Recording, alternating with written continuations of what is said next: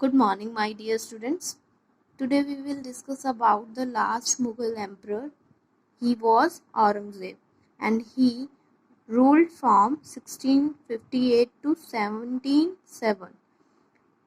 And Aurangzeb was given the title of Alamgir.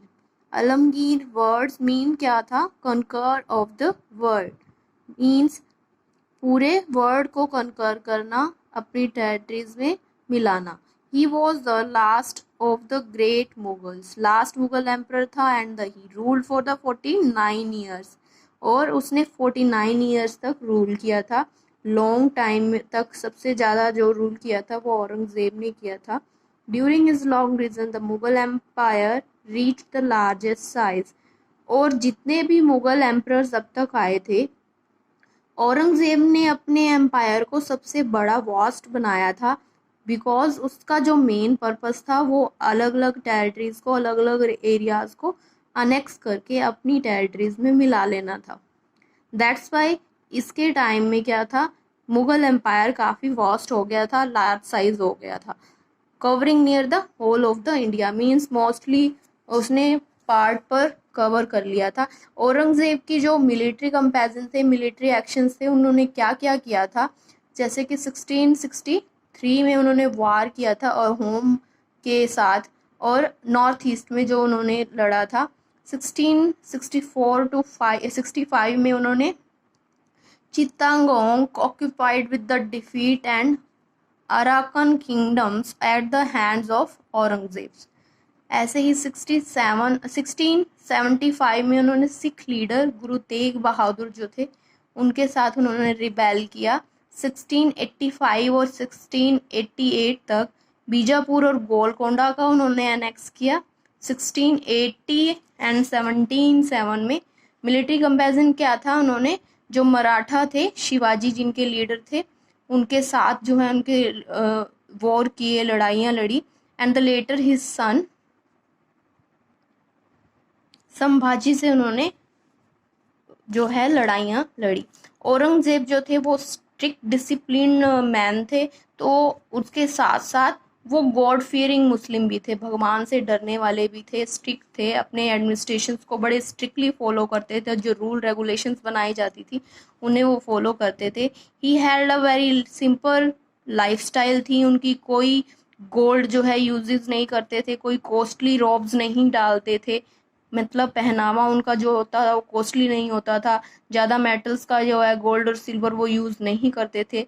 वो as a संत की life जो है वो स्पेंड करते थे और उन्हें जिंदा पीर भी कहा जाता था. He was not in favour of taking money.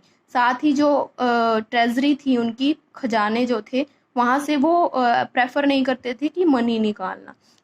For his personal use, अपने यूज़ के लिए वहाँ से वो खजानों में से मनी नहीं निकालते थे. ही कॉपीड द कुरान को उन्होंने कॉपी किया कि लोगों को अपना काम करना चाहिए, तो उन्होंने क्या करते थे, ही sieved caps and sold them, और साथ साथ उन्हें बेचते भी थे, कैप्स बनाते भी थे. औरंगजेब की लाइफ जो है वो काफ़ी सिंपल थी, वो सिंपल लाइफ जो है वो स्पेंड करते थे.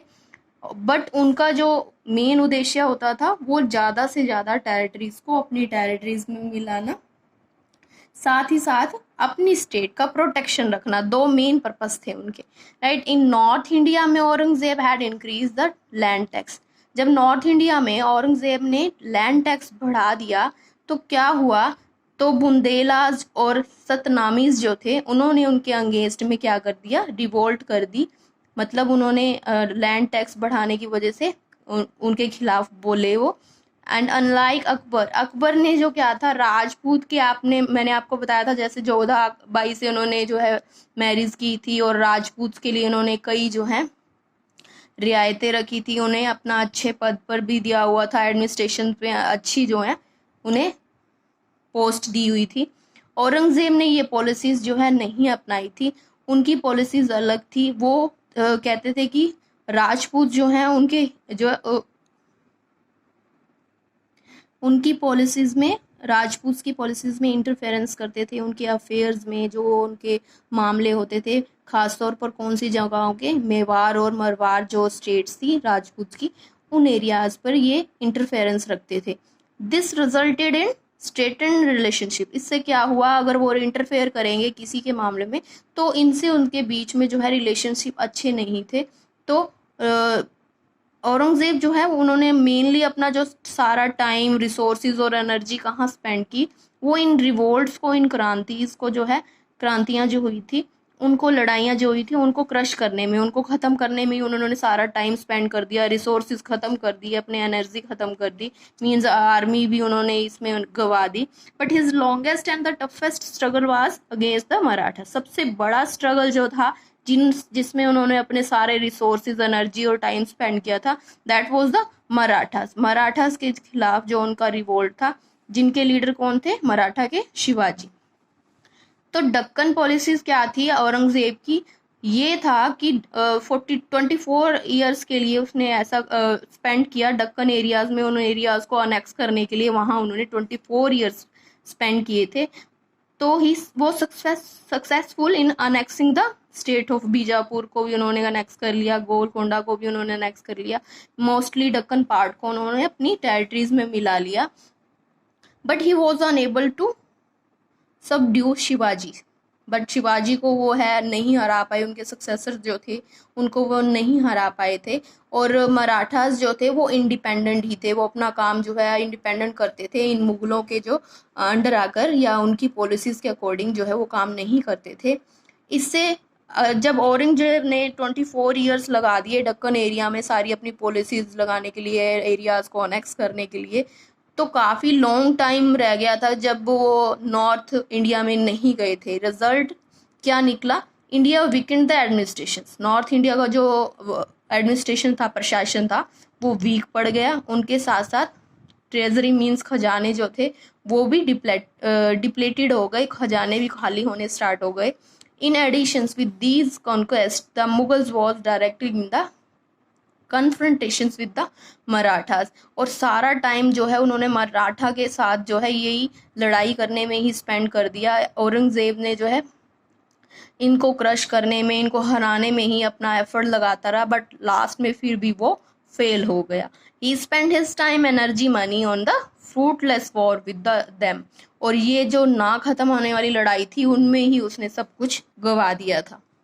As a ruler Aurangzeb did not have a vision, उसको ये आइडिया नहीं था कि मैं इतनी लंबी लड़ाई लड़ने के बाद, मतलब रूलर होते हुए भी, एक शासक होते हुए भी उसने ऐसा कुछ नहीं देखा ना, मीन्स वो दूरदर्शी नहीं था, उसे ऐसा कोई आइडिया नहीं था कि इन फ्यूचर वो क्या हो जाएगा।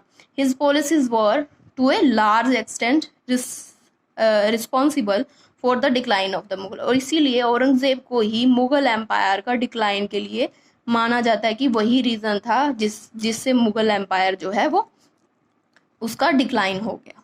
हिज रेइंट्रोडक्शंस ऑफ द जजिया, जजिया कर किसने हटाया था, अकबर ने, बट जो औरंगजेब ने इसने फिर से जजिया कर लगा दिया था, जिससे वो अनपॉपुलर हो गया, तो उसकी डिमांड कम हो गई थी, लोग जो है उसके खिलाफ होने लग गए थे।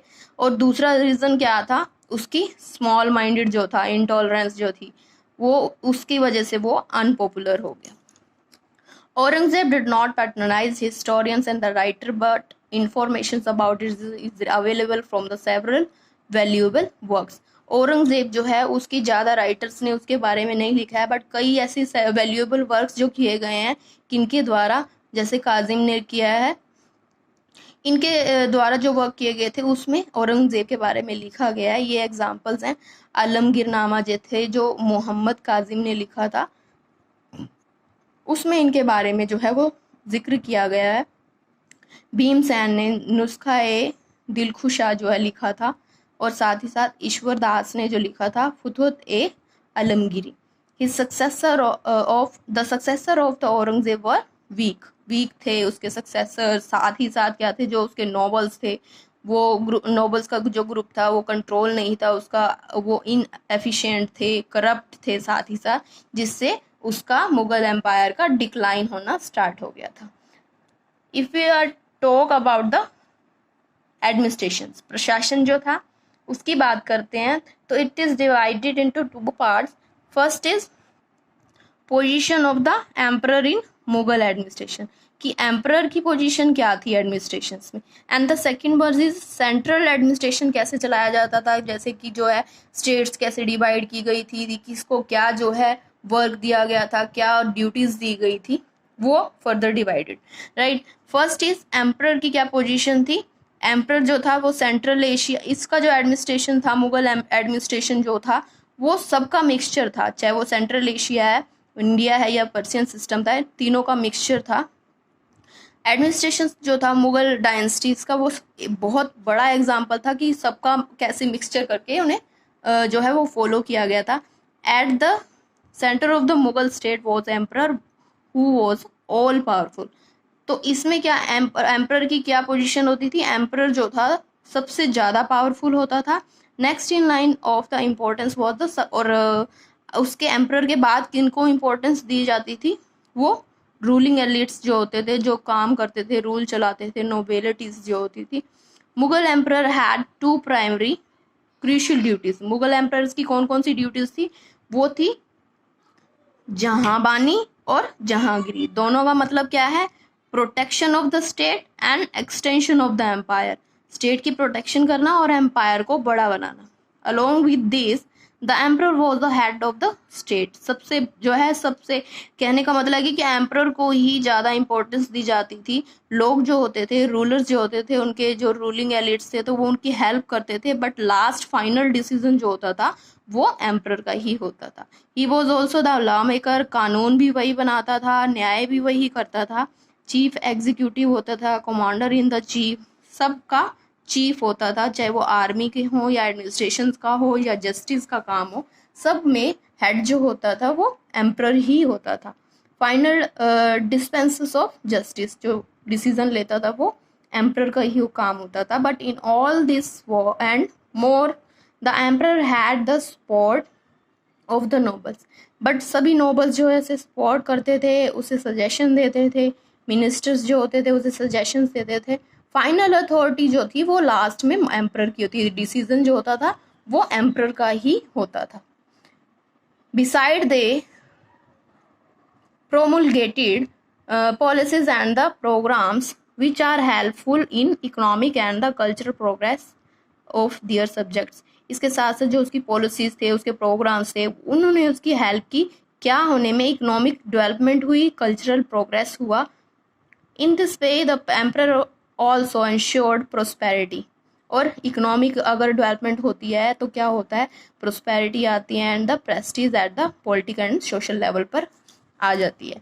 तो सेंट्रल एडमिनिस्ट्रेशन कैसे चलाया जाता था, central administration the region of the Babur and Humayun. Humayun और बाबर जो थे उनके टाइम में जो रीजन था वो काफ़ी शॉर्ट होता था। जो लोग जो ये जो क्या करते थे, इनकी पॉलिसीज़ क्या थी कि लोगों ज़्यादा जो है अनेक्स ना करके उनको जीतना और फिर टेरिटरीज उन्हें ही दे देते थे रूल करने के लिए, उनके खुद की पॉलिसीज से, मीन्स उनकी कंडीशंस पे चलते थे, वो उनके अंडर काम करते थे। As a result, they could not pay much attention to the definite system of administration। जिससे जो क्या था, उन्होंने कुछ खास जो है प्रशासन का कुछ अटेंशन नहीं दी थी, उस पर ज़्यादा ध्यान नहीं दिया था। बट अकबर ने जो क्या किया था, अकबर के टाइम जो है मुगल एम्पायर ने काफ़ी डेवलपमेंट हुई थी, तो उसके साथ साथ क्या हुआ था, एफिशिएंट सिस्टम भी आ गया था। एडमिनिस्ट्रेशन जो है वो प्रॉपर वे में चलने लगा था, प्रशासन जो है वो एक प्रॉपर बना दिया गया था, एफिशिएंट सिस्टम बना दिया गया था एडमिनिस्ट्रेशन का। तो इनमें क्या क्या था, लोगों को कौन कौन सी नामों से बुलाया जाता था। किंग को एम्परर बोला जाता था। वजीर क्या होते थे, प्राइम मिनिस्टर होते थे। दीवान जो होते थे वो रिवेन्यू मीन्स जो कर कलेक्ट किए जाते थे वो डिपार्टमेंट संभालते थे। मीर बख्शी जो होते थे वो मिलिट्री संभालते थे, उनके इंचार्ज होते थे। खाने समन क्या होते थे, attended to the needs of the royal household. जो भी नीड्स होती थी, ज़रूरत की चीज़ें होती थी जो घरों में यानी महल में, उनको देखा करते थे। सदर सदूर क्या होते थे, maintain records grant and donations. जो भी डोनेशन एम्परर करता था, जो भी ग्रांट्स देता था, उनका रिकॉर्ड रखता था। काजी होते थे जो जज, चीफ जज का काम करते थे। जो पूरा एरिया था, जो रीजन था, वो किस में डिवाइड किया गया था, that is called the provincial administration, regional कैसे चलाया जाता था, जैसे आज जो है पूरे देश को, पूरी कंट्री को क्या है, अलग अलग स्टेट्स में डिवाइड किया गया, स्टेट्स को फर्दर किस में, डिस्ट्रिक्ट में डिवाइड किया गया, और डिस्ट्रिक्ट जो है वो टाउन्स और विलेजेस में डिवाइड है। ऐसे ही उनका प्रोविंस जो है वो सूबाज में, ठीक है, उनका एम्पायर प्रोविंसेस में डिवाइड था, मीन सूबाज में डिवाइड था। सूबाज जो था दैट इज सूबेदार, सूबेदार जो थे उनका हेड होता था सूबाज का, गवर्नर जिन्हें कहा जाता है। ही वॉज एन इम्पोर्टेंट, और उनका इम्पोर्टेंट लिंक होता था between the emperor and the province, subedar का। ईच प्रोविंस जो थे and subas they divided into, subas divided into sarkars, and the sarkars divided into parganas, and the parganas further divided into villages, ठीक है। एंड और लास्ट में क्या है, villages, villages is the small unit of the administration. कोतवाल, कोतवाल क्या होते थे, वो टाउन के एडमिनिस्ट्रेशन को संभालते थे, साथ में जो पुलिस वर्क जो होता है, पुलिस का जो काम होता है वो काम करते थे कोतवाल, और पुलिस ड्यूटीज करते थे, और क्रिमिनल्स को पकड़ते थे। ये सब काम जो होता था कोतवाल का होता, लॉ और ऑर्डर को मेंटेन रखते थे, ये उनके काम थे। Further army administration and the rest part we will cover in the next class. Till then, thank you students, have a nice day.